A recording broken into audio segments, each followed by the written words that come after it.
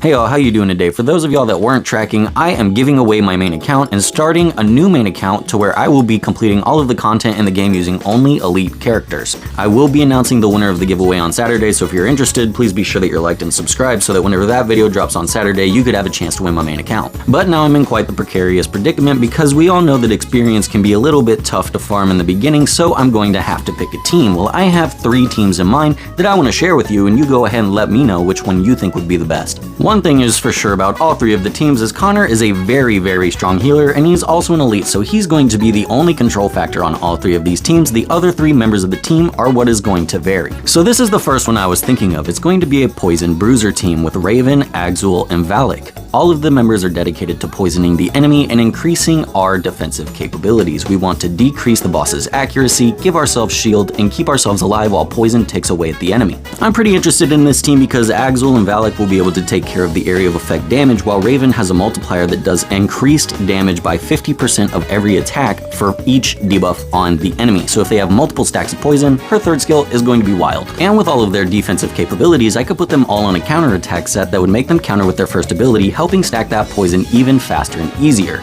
Now my next team that I'm going to showcase is going to be a fire-based team. The Fire 3 Stooges, if you will. I have Elson, Evelyn, and Zachary here. Each of them have very nice multipliers and a good kit to deal a decent amount of damage, especially to the Tulpa boss where we could farm 6-star gear eventually. Tulpa is by far, in my opinion, one of the easiest bosses to down, so I think with this team we could skip a lot of progression by getting 5-star legendary equipments or 6-star legendary equipments even faster than normal. An obvious huge downfall to this team is since they're all kind of fire and kind of squishy, a single Hydrosia is going to completely wipe us all, but I think it could be niche situationally, and it's also probably the most damage we can deal physically, without the help of debuffs of course. And the last one is going to be my super tank team. You'll notice Freya on the far right, pretend that is Anna. Anna is able to deal 10% of her maximum health with her attacks. We can build Charles extremely tanky, and he will actually not have to sacrifice any damage for it because he can deal true damage based on his defense. So the more defense we stack, the more damage he will do. And Vidar is able to buff himself with dodge up and defense up for the entire duration of the match, making him a titan to take down. This team is going to be dealing a decent amount of damage, not quite as much as the other 2, but they will have a massive amount of tankiness to back that up.